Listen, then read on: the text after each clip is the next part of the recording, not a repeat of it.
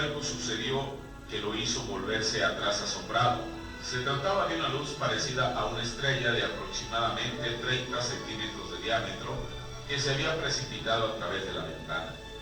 Para los presentes en la cabaña, la madre, el padre y la partera, quien era la madre de Charles, resultaba obvio que esta luz no era la luz del sol reflejándose en algún espejo dentro de la cabaña, ya que no había ningún espejo. Más bien era una luz de color verde amarillento con vida propia que estaba girando alrededor del cuarto para luego posarse sobre la cama donde se encontraba el recién nacido. Este evento duraría quizá menos de un minuto, el cual fue el tiempo suficiente para que todos en la cabaña se percataran que ellos realmente la habían visto. Entonces, tan rápidamente como esa luz había venido, la bola de fuego se fue, dando vueltas más allá de las vigas y salió a través del techo. Otro incidente que aparentemente sería intrascendente fue el hecho de que al salir aquella luz sobrenatural a través del techo, la mirada de los ocupantes de aquella habitación fue desviada hacia la ventana ahora abierta por la agitación de alas de una paloma blanca como la nieve que se había posado sobre el antepecho de la ventana. Esta ave miró con curiosidad como si estuviera buscando algo. Cuando divisó al bebé recién nacido, irguió la cabeza y arrulló para posteriormente alejarse volando. En el nacimiento de este bebé no hubo una mayor anunciación que la de un pequeño petirrojo que se encontraba afuera, no muy distante de la cabaña, gorjeando con todo lo que estaba en él. La aparición de esta luz mística sobre este recién nacido fue la primera señal sobrenatural de las muchas que acompañarían durante toda su vida a William Marion Branham. A raíz de este incidente, tanto ella como Charles Branham decidieron buscar alguna iglesia a la cual llevar al pequeño Billy y que se ofreciera una oración por él. Las creencias religiosas de ambos eran católicas, aunque presentemente no tenían ninguna convicciones religiosas formales, de modo que para tal efecto, la mejor iglesia era la más cercana. Encontraron una pequeña iglesia bautista llamada el Reino de la Zarigüeya, la cual no tenía pastor permanente, tan solo un predicador de circuito pasaba por allí cada 2 meses. En esta ocasión, el anciano predicador estaba allí y ofreció una oración sobre el pequeño William Marion Branham.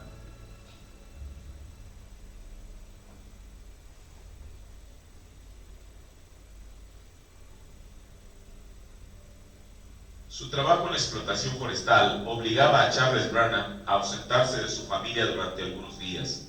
Tal fue el caso en octubre de 1909, cuando una nevada lo mantuvo alejado de su hogar. Su esposa, ahora con 4 meses de su segundo embarazo, permaneció sola con su pequeño Billy en aquella cabaña. A medida que los días transcurrían, los víveres comenzaron a escasear y la leña a agotarse, y ella quedó aislada en medio de una nevada en aquel lugar. Sin leña para calentar la cabaña y sin alimento para sustentar sus cuerpos, la madre se arropó en sábanas y esperó el desenlace fatal. Pero Dios no había ignorado aquella situación. Amén. Un vecino que vivía a una distancia de ellos, pero a vista de la cabaña, al notar que no salía humo por la chimenea de la misma, por varios días tuvo un pequeño presentimiento respecto a las circunstancias que prevalecían en aquel lugar. Al llegar, tocó la puerta de la cabaña. Al no obtener ninguna respuesta, trató de abrirla, pero se percató que estaba cerrada por dentro. Esto le indicaba que tanto la madre como el bebé debían estar encerrados adentro. Como pudo, forzó la puerta hasta abrirla, y al echar un vistazo dentro, fue impactante la escena que presenció. Madre e hijo estaban envueltos en sábanas próximos a la muerte de hambre y de frío. Rápidamente trajo leña y calentó la cabaña, e inmediatamente fue en busca de alimentos. Su intervención, seguramente inspirada por Dios, fue en el tiempo oportuno, ya que fue solo cuestión de días para que madre e hijo recuperaran su salud. Puesto que Charles Branham había tenido una formación física ruda a causa de su trabajo, la formación de su carácter fue de igual manera, ya que en una ocasión se encontraba embriagándose con algunas personas, cuando de pronto se desató una reyerta entre los presentes en el lugar donde se encontraban. Un fuerte pendenciero llamado Will Yarborough golpeó a un amigo de Charles derribándolo al suelo. Saltó sobre él, sacó su puñal y estaba a punto de clavárselo en el corazón, cuando Charles asestó un golpe con una silla en la cabeza de Willy. Charles se apartó y sacó su propia navaja. Willie se olvidó del hombre en el suelo y se fue en pos de Charles. Willie le hubiera cortado el cuello a Charles si hubiera tenido la oportunidad. Él era un hombre despiadado que había matado a su propio hijo con un palo de la cerca. Pero el puñal de Charles dio primero en el blanco, dejando a Willie en un charco de sangre sin sentido, aunque todavía vivo. Cuando las noticias de esta reyerta llegaron a Burkesville, Kentucky, Charles fue implicado como un cabecilla y acusado de intento de homicidio. Un alguacil llegó a caballo para arrestarlo. Antes que el alguacil pudiera encontrarlo, Charles salió huyendo de su peligro. Él tuvo que marcharse a toda prisa sin saber a dónde iría o qué haría. Antes de marcharse, le prometió a Ella que tan pronto como encontrara un trabajo y un lugar para que vivieran, él enviaría por ella usando un nombre diferente para que de ese modo se le pudiera localizar. Fue bajo esta circunstancia que Charles cambió su apellido de Branham, B-R-A-N-A-M, como era originalmente, a Branham, B-R-A-N-H-A-M, al agregarle una H intermedia.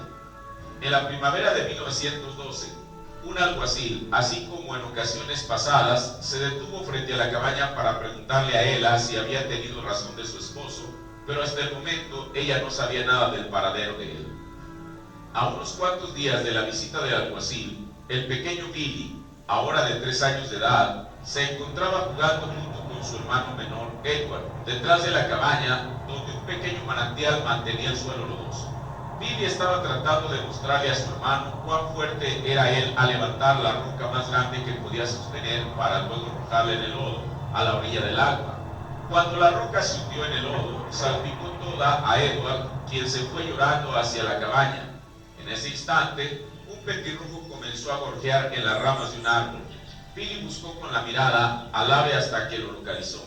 Cuando se acercó donde el petirrojo estaba posado, procedió un sonido parecido a un viento levantando las hojas. Entonces una voz resonó del árbol, una voz muy clara, voz humana, la cual dijo: tú vivirás cerca de una ciudad llamada New Albany. Aterrorizado ante este evento, Billy se fue corriendo a buscar a su madre y a contarle lo sucedido. Para ella, este suceso hubiera sido intrascendente a no ser por la mención de aquella voz. A tan solo 18 kilómetros de Burkesville se encontraba la ciudad de Albany, Kentucky, de la cual ellos ya vivían cerca, pero la voz fue específica: New Albany.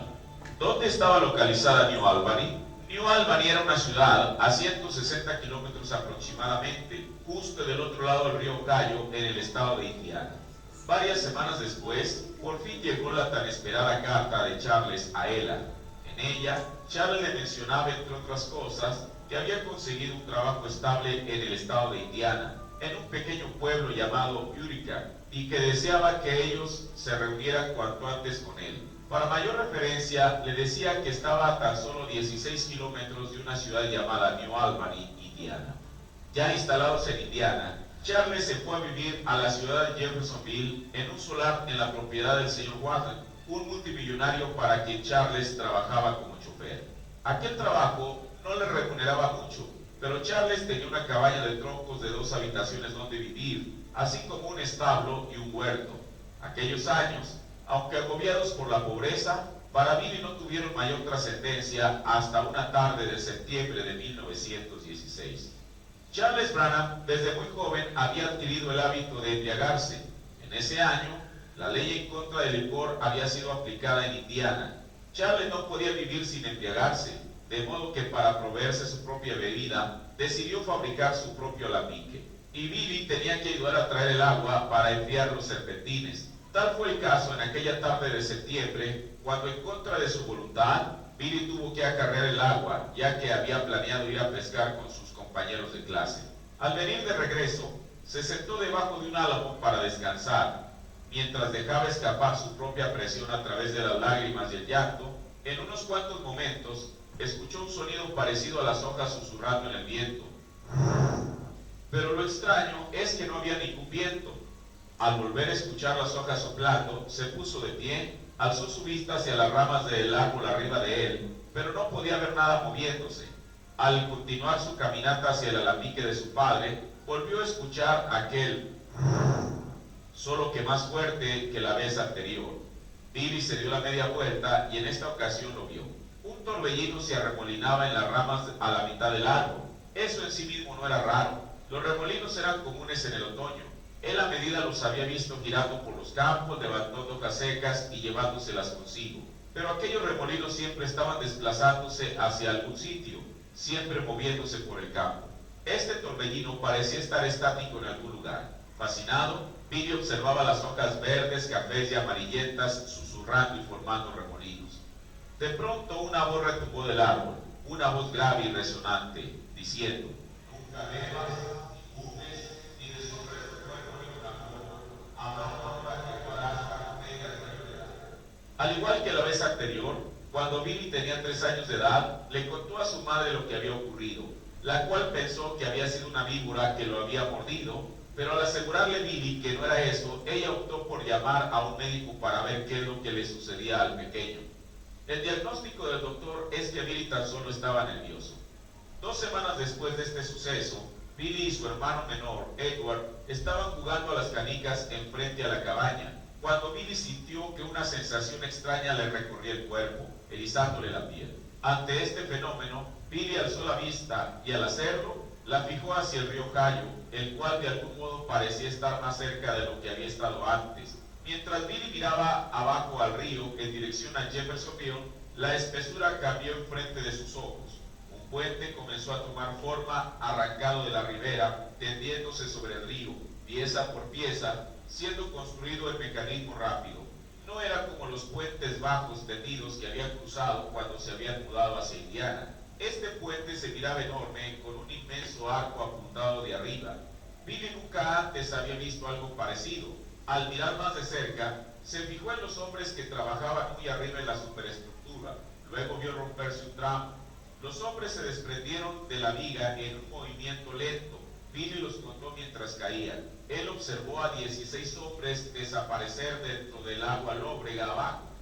Dejando caer su bolsa de canicas, Billy se echó a correr hacia la casa, gritando incontrolablemente. Ella hacía lo mejor que podía para tranquilizarlo. La opinión de Charles fue igual a la del médico.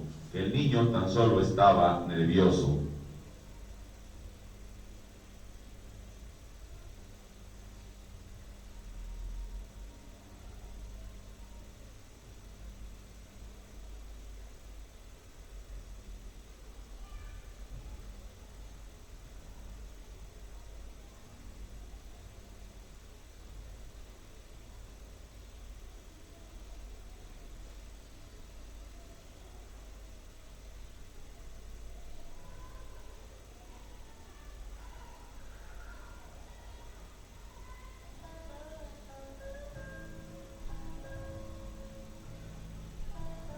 Con el paso del tiempo, estos eventos sobrenaturales en la vida de Billy eventualmente se fueron diluyendo en su memoria. Él inició su etapa de estudiante al asistir a la escuela rural de Eureka, Indiana. Esta nueva etapa en su vida amplió su percepción en muchos aspectos. El ver que él era un niño pobre, que a diferencia de sus compañeros de clase, él y su hermano menor, Edward, muchas veces tuvieron que ir descalzos a la escuela, aún corriendo pisando la nieve por el viejo camino de Eureka Pike para llegar a ella, que su forma de hablar era diferente por ser originarios de Kentucky. No fue sino hasta en 1923, cuando él ya era un adolescente, que otra experiencia sobrenatural sobrevino a su vida. Un domingo por la mañana, en la primavera, Charles se encontraba con el señor Dornbush, quien le había hecho el trabajo de soldadura de los alambiques, junto con Billy y Edward en la ribera del río Ohio. Los dos adolescentes planeaban buscar botellas en su propio bote de remos a lo largo del río para que Charles envasara el licor que destilaba. Aprovechando el momento, Billy planeó pedirle prestada su lancha al señor Dornbush. Mientras Billy se decidía a pedir la lancha, Charles y el señor Dornbush comenzaron a tomar. Después de un rato, el señor Dornbush le ofreció la botella a Billy para que bebiera de ella, a lo cual él se negó. El comentario de Charles fue: estoy criando varios hijos, solo que uno de ellos es un miedosito. Ese es Billy. Ante esta declaración de su propio padre, Billy se indignó y le arrebató la botella al señor Dornbush con toda la determinación de bebérsela. Cuando estaba a punto de tocar sus labios, escuchó una vez más aquel ruido parecido a un torbellino. La botella quedó suspendida, entonces le pareció escuchar aquella misma voz. Nunca bebas, ni fumes, ni des un resto fuego ni un amor. Habrá una hora que lo harás para negra de verdad. Aterrorizado, Billy dejó caer la botella y se echó a correr por el campo tan rápido como podía, llorando lágrimas amargas de frustración y confusión. Charles dijo con desprecio: ¿ves lo que te dije? Ese es un miedosito. Pero no solo sufrió el rechazo y escarnio de aquellos más cercanos a él, sino que también de sus compañeros de escuela, ya que en una ocasión, en la primavera de 1923, algunos de sus compañeros de clase, disgustados porque el adolescente Billy había acompañado a una de sus compañeras, se pusieron de acuerdo para darle una lección, a fin de que no la volviera a acompañar.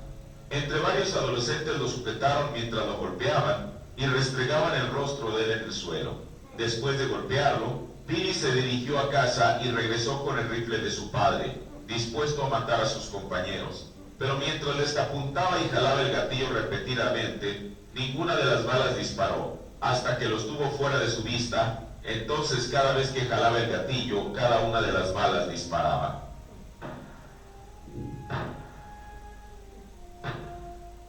Este evento determinó el que Billy dejara de asistir a la escuela, terminando solo hasta el 7º grado de su educación elemental. Ahora su tiempo lo empleaba en ayudar a sus padres en los trabajos cotidianos.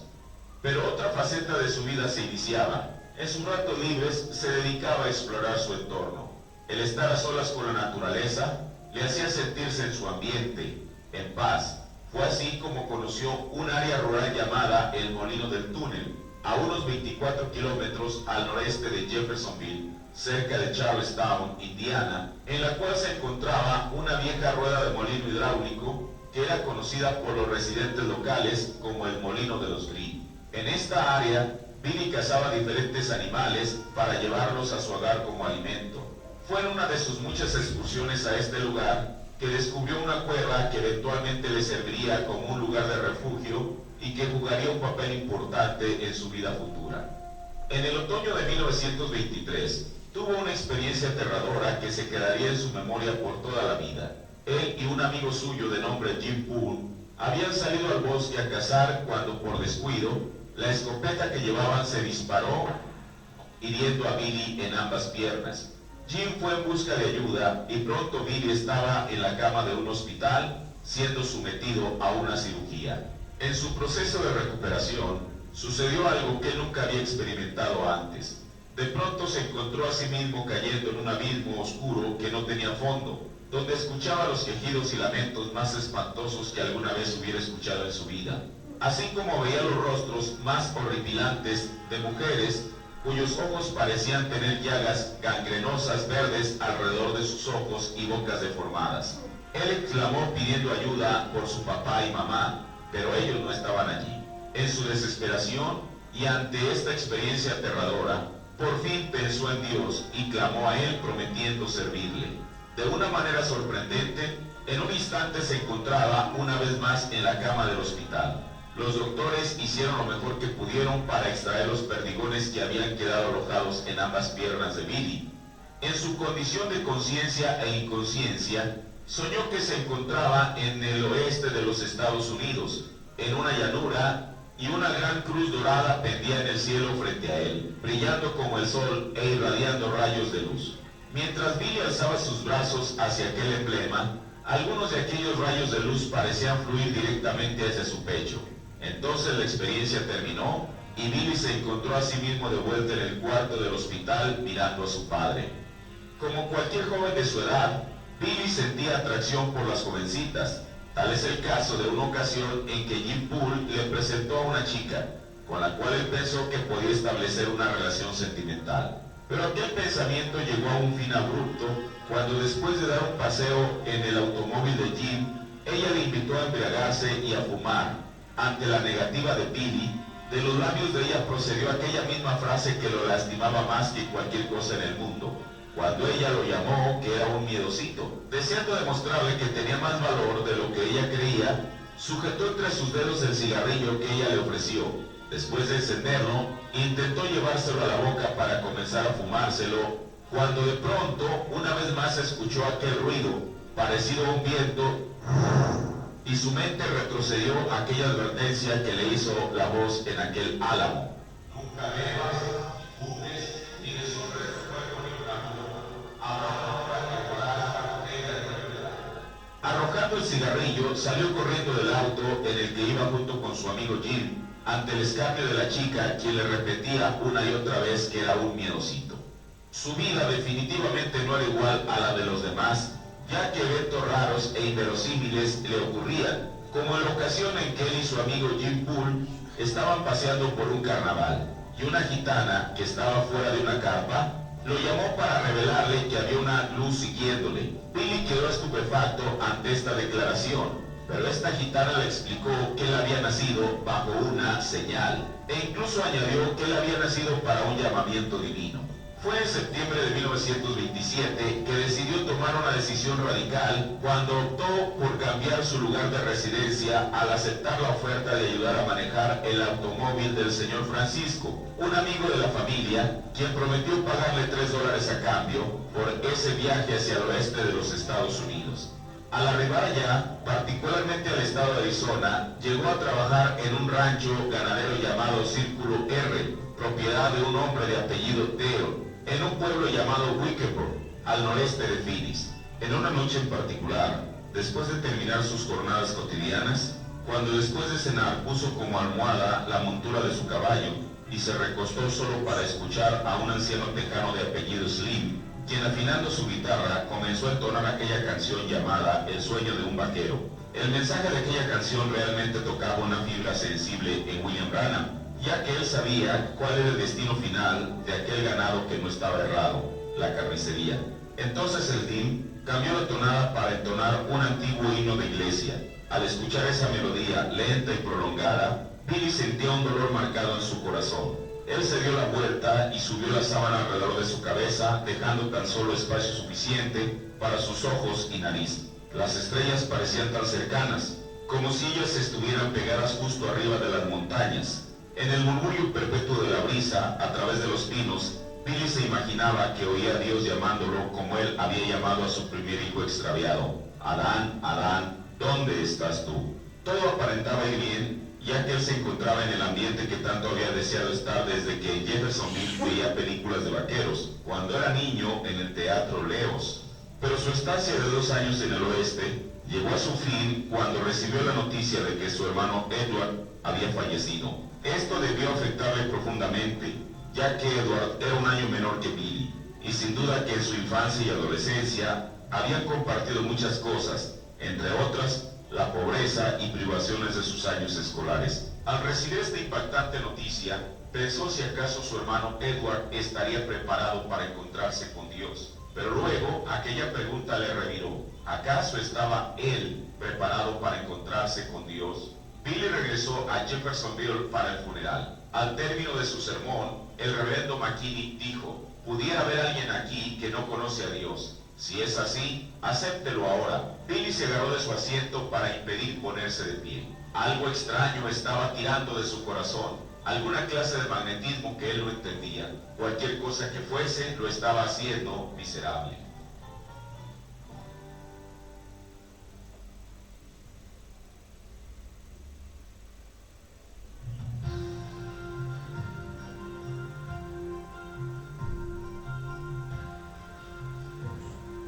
A finales de los años 20, cuando los Estados Unidos se encontraban inmersos en la Gran Depresión, Billy era afortunado en tener un trabajo que, aunque le remuneraba poco, al menos era estable.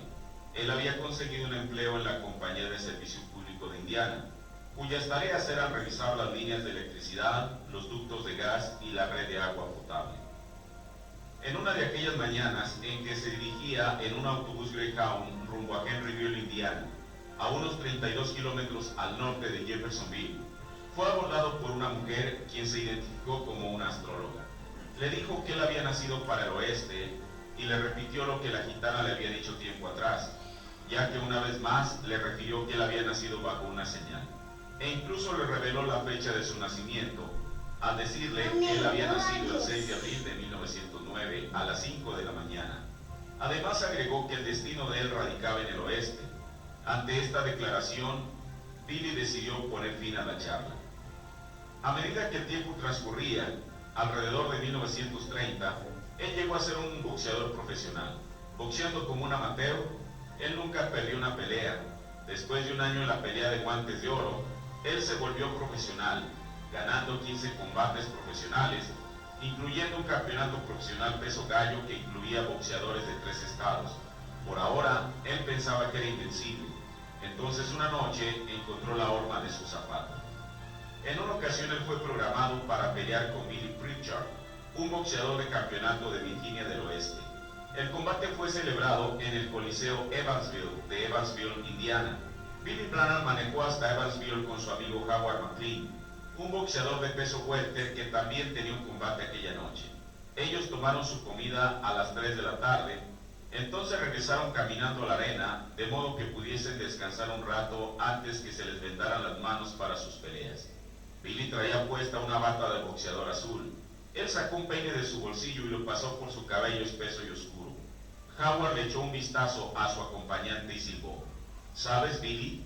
Te pareces a un predicadorcito bautista. Billy se puso rojo de ira. Él siempre era susceptible a los insultos y en su pensamiento, la palabra predicador equivalía a miedosito. Billy separó las piernas y alzó sus puños. Aun cuando Howard lo sobrepasaba en 13,5 kilos el peso, Billy estaba listo para medirse con él. Pero Howard se rió insistiendo que solo se trataba de una broma, así que los puños de Billy se bajaron. Esa noche en el cuadrilátero, Billy se sorprendió por la fuerza y velocidad de su oponente. Pritchard se abalanzó sobre él con una furia que Billy no podía igualar. Por primera vez en su carrera de pugilista, Billy se sentía inseguro de sí mismo. Al principio del combate, cuando primero se dio cuenta de que estaba en dificultades, seguía pensando que podía pelear con Pritchard hasta un empate, pero a medida que progresaba la pelea y Billy absorbía repetidos golpes, comenzó a preguntarse si Pritchard iba a matarlo. Hacia el final de la pelea, mientras Billy estaba descansando en su banquillo entre los rounds, él alzó su vista al techo y oró en silencio prometiéndole a Dios que si le permitía salir vivo de aquella pelea, dejaría el boxeo. Después de aquella noche, Billy nunca más se volvió a subir a un cuadrilátero. Pero Dios no se había olvidado de aquella promesa que Billy le había hecho cuando fue salvado de aquel abismo sin fin y tuvo que detener su carrera de una manera definitiva. Un día, mientras reparaba los medidores de gas, al probar las fugas, los gases superaron sus sentidos. Las secuelas fueron dolores de cabeza y mareos, así como su estómago se negaba a recibir cualquier alimento. Después de varios exámenes, los doctores determinaron que era apendicitis y que necesitaba ser operado. Ante el temor de repetir aquella experiencia espantosa en la cama de un hospital, consintió en la operación con la condición de que fuera anestesiado localmente. Mientras estaba en el proceso de recuperación, sintió que su pulso menguaba hasta que se encontró en un bosque oscuro y frío. Después de unos instantes, escuchó un viento soplar que a medida que avanzaba en dirección a él se hacía más fuerte al grado que las ramas de los árboles se sacudían con fuerza. Él pensó que seguramente esto era la muerte, pero repentinamente el panorama a su alrededor cambió. De estar en un bosque oscuro y frío, se encontró debajo de un álamo plateado, que era el mismo del cual siendo un niño una voz le había hablado. Parecía estar volviendo a aquel mismo escenario y condiciones de aquella tarde de septiembre de 1916, e inclusive era la misma voz, solo que ahora cambió en su frase final. Nunca veas y juzgues, tienes sobre tu cuerpo ningún amor, yo te llamé y tú no quisiste. Al escuchar esta declaración una vez más, él pensó si acaso ya había dejado escapar su última oportunidad de salvación. Cuando en un estado de absoluta desesperación preguntó la identificación de aquella voz, esta le reiteró por tercera ocasión. Yo te llamé y tú no quisiste. Fue entonces cuando de lo más profundo de su ser, exclamó por misericordia, haciéndole una promesa a Jesús, no solo de seguirle, sino también de servirle.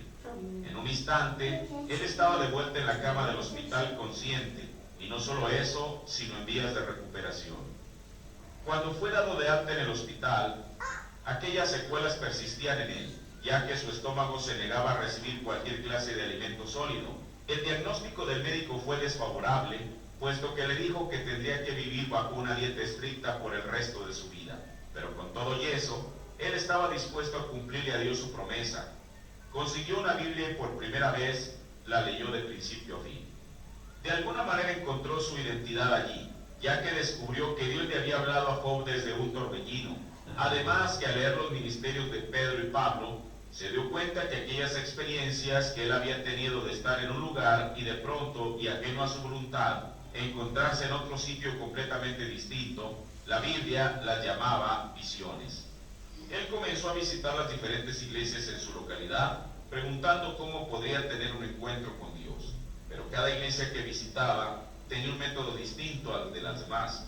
En medio de esta confusión en las iglesias, decidió buscar por sí mismo el tener ese encuentro con Dios. Pero ¿cómo? Si había un lugar que le había traído cierta paz interior, era la soledad de la naturaleza. Así que él pensó que sería ese un buen sitio para hacerlo. Al caer en su realidad, que si aún si él gritaba pidiendo ayuda en aquel bosque, quizá no daría resultado, lo que hizo fue escribir una carta y dejarla clavada con una tachuela en un árbol. Tal vez Dios la leería y acudiría en su ayuda en su gran necesidad. Amén, amén. Al regresar al día siguiente y ver que aparentemente nada había sucedido, determinó que si Dios estaba en todas partes, cualquier lugar sería bueno para su encuentro con Él. Él halló ese lugar en un cobertizo detrás de su casa. Fue allí donde, en un estado de desesperación y hasta de histeria, le confesó a Dios cuán malo era él y su gran necesidad de Él. Al tener una sensación extraña, abrió los ojos y vio una luz ámbar formando una cruz, flotando en el ambiente. De la energía que irradiaba de ella, procedió una voz con un lenguaje que Billy no entendía, para luego desaparecer. Él le habló a esa luz pidiéndole que si sus pecados eran perdonados, que volviese a aparecer. Paradójicamente, ahí estaba de nuevo esa luz. Fue allí cuando él sintió realmente que un gran peso se había ido de él. Emocionado a más no poder, salió del cobertizo y buscando una manera de desahogar su gozo, se encontró con unas vías de ferrocarril que se extendían por detrás de su casa. Subiéndose al terraplén, corría por aquellas vías saltando de gozo al saber que había sido perdonado. Unos cuantos días después de aquella experiencia, su madre Ela le contó un sueño que ella había tenido en el cual lo veía predicándole a todo el mundo. Ahora parecía que por fin la vida le sonreía en todos los aspectos, ya que en el otoño de 1932, mientras revisaba unos medidores de electricidad en una calle de New Albany, conoció a una jovencita quien dijo llamarse Hope Amelia Brumbaugh. Había algo en ella que él no había visto ni percibido en otras jovencitas. Al entablar una plática con ella, descubrió que ella era una cristiana que asistía a la iglesia misionera bautista, localizada en la Carnegie Walk de Jeffersonville, cuyo pastor era el reverendo Roy E. Davis. Billy mostró su interés en asistir allí, aunque al principio su verdadero interés era estar con ella. A medida que el tiempo pasaba y veía la sinceridad de su pastor al predicar la palabra de Dios, esto lo hizo escudriñar por sí mismo más detenidamente las Santas Escrituras, hasta que descubrió que aparte de su arrepentimiento, él necesitaba ser bautizado. Su convicción de lo que había leído le indicaba que la fórmula era en el nombre del Señor Jesucristo, conforme a Hechos 38. Aunque esta fórmula era diferente a lo enseñado y practicado por la iglesia bautista, el pastor Davis consintió y le bautizó de esta manera. No pasó mucho tiempo para que el pastor Davis notara la devoción y el amor por Jesucristo de Billy, de modo que le propuso el entrar al ministerio, lo cual era el complemento de aquello que Billy mismo le había prometido a Dios. Así que próximo a la Navidad del año de 1932, el doctor Roy Davis ordenó a William Marion Branham como un ministro del Evangelio de Jesucristo, de acuerdo a las leyes y ordenanzas de la Iglesia Misionera Bautista. Billy tenía 23 años de edad.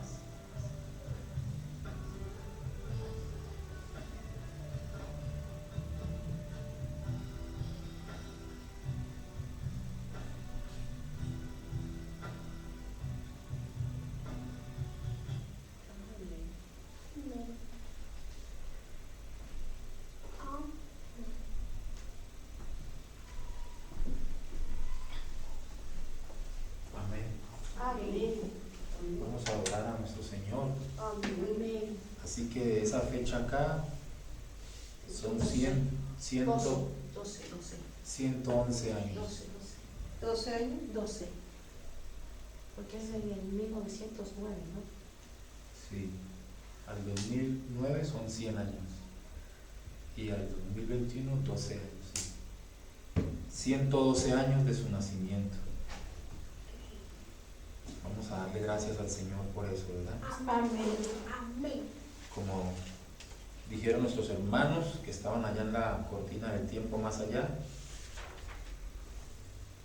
hermano, si tú no hubieras venido no estaríamos aquí. Amén. Amén. Amén. Gloria a Dios, ¿no? Miremos la visión que tuvo la mamá del hermano Branham, la hermana Ela. Dice que le contó un sueño y que en ese sueño le dijo: Billy, yo te vi que tú le estabas predicando a todo el mundo. Amén. ¿Sí lo vio? Sí. En el mundo ahí alguno le dijo: Billy, yo vi que tú le estabas predicando a todo el mundo. Amén. Y eso se ha cumplido hoy. Amén. Gloria a Dios. Amén. Vamos a darle gracias al Señor y así pasamos a orar. Amén.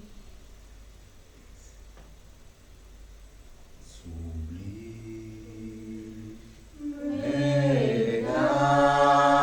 gracia del Señor, que aún infeliz salvó, infeliz salvó, yo ciego fui, mas hoy veo ya, perdido y Él me halló. Su gracia me enseñó a temer. Mis dudas ahuyentó. Oh, cuán precioso fue a mi ser cuando Él me transformó. Amén.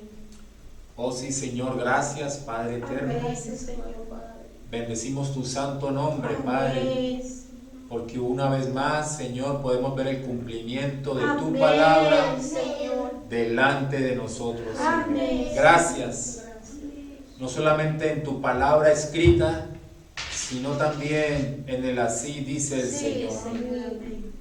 Padre eterno, ¿cómo podemos ver, Señor, que no fue un hombre normal, Señor?